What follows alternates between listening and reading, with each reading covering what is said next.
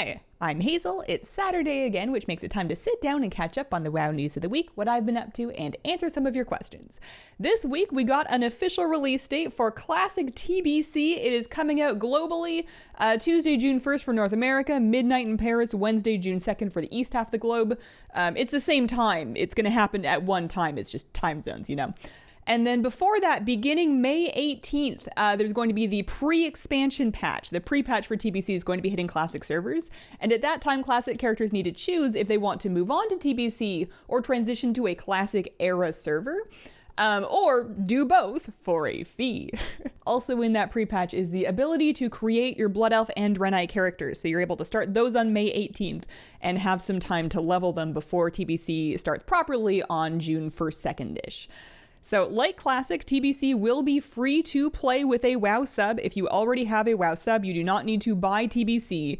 However, you can for extra stuff. So the game itself is not going to cost anything beyond the current WoW subscription, but that does not mean that they're not going to try to sell you things. So that character clone service I mentioned, that is if you want a copy of your Classic character to go to the Classic era realm and another one on TBC. If you want to split it into two and then have one active on each, that costs $35 USD. Per character, which is a lot more than I think people were expecting. The numbers people had been guessing were kind of like $5, $10, maybe $15. So $35 feels like a lot, and I am assuming that a lot of people are going to look at that and just give up on it and then move their characters to TBC, meaning that the Classic era servers may not be all that active. It's unclear how active they were going to remain long term anyways, just because after a certain point, there's no new content coming out for them. That's the point of the TBC rollout. So it may be harder to find people to do content with there. And that was, I think, always going to be true at some point in time, but this will certainly hasten it along.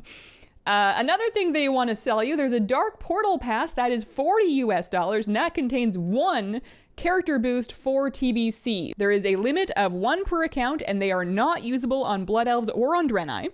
And that includes a mount, riding skills, some bags, a little bit of gold, all that usual getting set up stuff. That will take one character to level 58. So if you never finish leveling to 60 in Classic and you want to be at end level to progress through TBC, then that is available.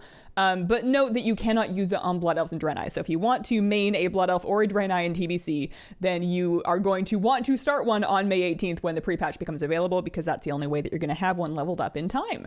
They also, thirdly, have a Deluxe Edition. This is $70. It includes the Dark Portal Pass. It gets you a Warp Stalker mount for TBC, which is a brand new mount that did not exist back then. There's going to be a higher fidelity version of that mount included for Shadowlands. So if you buy this pack, you get a Shadowlands mount.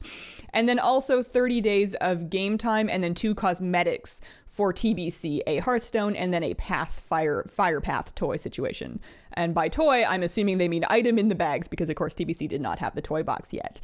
So that's, the game time add-in is clever. They like doing this on their most expensive versions of Deluxe Editions because it makes it easier to upsell somebody. Like if somebody was looking at the $40 character boost and they were already on board for that, $15 worth of game time that is going to get used brings the value of the Deluxe Edition pack up to $55, meaning that it's only an extra $15 worth of value you have to justify for the 2 cosmetics and the 2 mounts.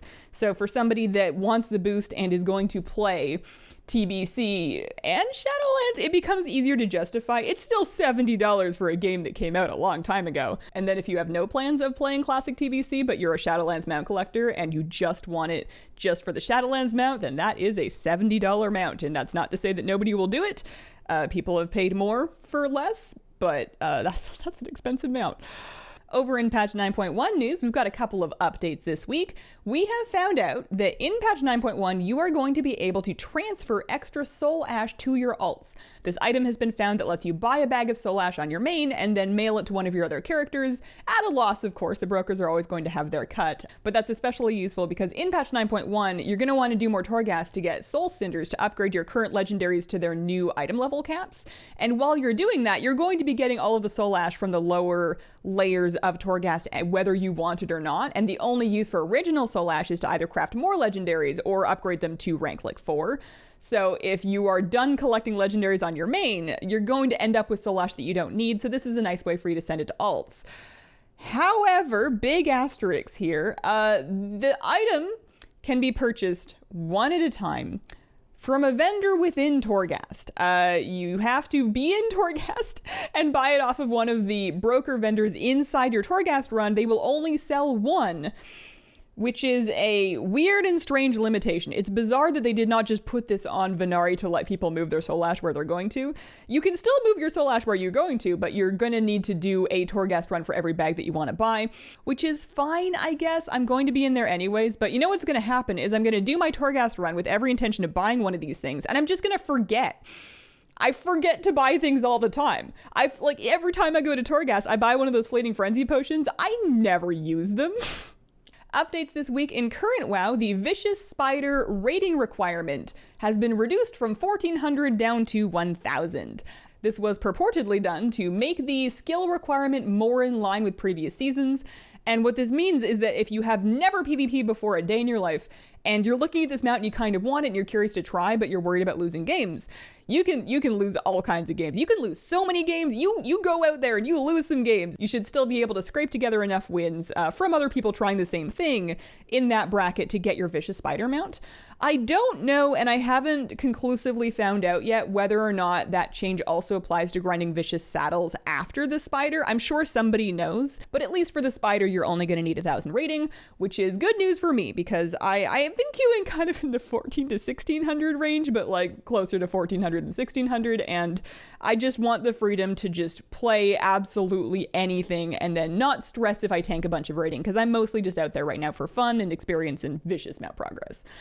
Moving on, there has been a EULA update this week making command mirroring by hardware against the end user license agreement. So it is now bannable to not only command mirror by software, that was made against the rules last November, but they are expanding those rules to also include hardware input mirroring.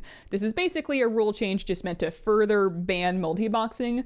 To be within the rules, you must now have one key press per action per character. For those of us that play one character at a time, this is a non-issue. Other things, Children's Week has started once again. There are no new collectibles. The last update of new stuff to collect was 2019, so if you've been caught up since then, you are still caught up. They did add a extra NPC to the Ember Court. I believe Theatar has a ward along with him, but there's nothing new to get. However, if you're not caught up yet, there are plenty of battle pets associated with Children's Week, and there's also some achievements that you need for Long Strange Trip. So best of luck to anybody that is working on their School of Hard Knocks.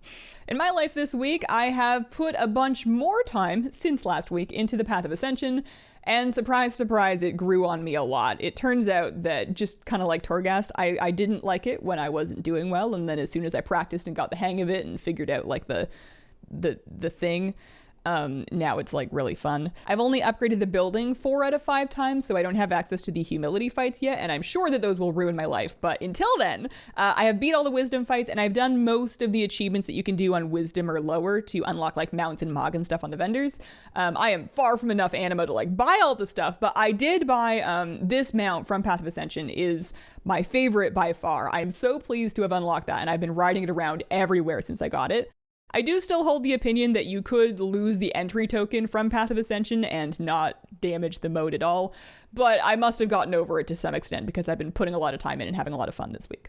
And questions from this week, Muggles Cake Sniffer asks, you seem to be able to get a lot of content done. How many hours of WoW do you play on average on a weekly basis? So I don't track this in any way, so I'm guessing, and self-reported metrics like this tend to be kind of iffy, but I definitely play at least 2 hours a day on stream, right? I stream 6 days a week, and then at least 5 of those streams are generally WoW. So call that 10 hours a week of WoW, because on stream I am just doing stuff that I would have been doing in WoW anyways. A lot of World Quest lately. And then outside of stream, I would say it's between 1 and 2 hours extra per day, depending on what's going on. Some days it's none, but some days it's more if there's dungeons or something happening. So I'm guessing it's somewhere in kind of the 18 to 25 hour range, maybe a little less lately. In the past, it has been a lot more at times, which is how I got so many alts leveled. And then it varies depending on where we are in a patch cycle. And Parvati asks, how did you find the determination to stick with it the early days of your channel, working so hard in a video and then getting no views? So I started about 8 years ago now, and honestly, I've probably lost touch with my motivations at the time. I think I just didn't have anything else to do. I didn't have another good option of something to do with my time at the time. There was a hard lesson that I had to learn along the way, though, which is that effort put into a video has very little to do with how well that video is going to perform. You have to make videos to a certain minimum standard of quality in order for them to perform well, but after you've reached that point, it is all about how clickable it is, which does not correlate with how hard you worked on it. What gets a video views is having it be clickable. So like the right video, the right concept, the right title, the right thumbnail, hyper important, especially because when you're brand new, nobody knows you as a creator yet. So they're not going to click on your video just because it's yours, which means that for them to click on it, you need to be offering them something that they want. Figuring out what that is and how you specifically can do it in your own unique way is like most of the struggle. And Jim wants to know, how far have you come in Path of Ascension and which bosses did you like and hate the most? For my part, I think Athenos is quite cool, but I hate the Revendreth Ghoul guy. So I have done every fight in Wisdom. I have not unlocked Loyalty yet. Favorite is tough. I actually quite like Craven Corinth because it's interesting how it's just like his melee trucks, so it becomes very important to kite, even though it feels like it should be more about like killing the orb and dodging the fan. So Corinth is kind of fun, and then Splinterbark Nightmare really grew on me. I hated Splinterbark Nightmare when I first pulled it because I wasn't very good at keeping the buff up time, but once I got the hang of that, it got a lot more fun. For least favorite fights, right now I would say Aldrin and Meinir because I've just finished Hoot of the Issue where you have to beat them on Wisdom with Mechanicos. And trying to dodge arrows on that fight in that big stompy Goliath body feels like trying to dodge raindrops as an umbrella. And then Athenos is tricky for me because his whole thing is that he's so easy that he's boring. But if you get bored and you stop paying attention for the wrong second, he's going to escort you off the platform. And then you have to start all over again and then feel bad about how you just lost to like a really easy fight, which is an interesting strategy that has worked on me more than once. And that has been my week. Thank you very much for watching. If you have a question you would like me to answer in a news video, please leave it in the comments of the most recent one and include the word question to help me find it. Stop by a stream sometime to say hi if you like, and have a wonderful, wonderful day.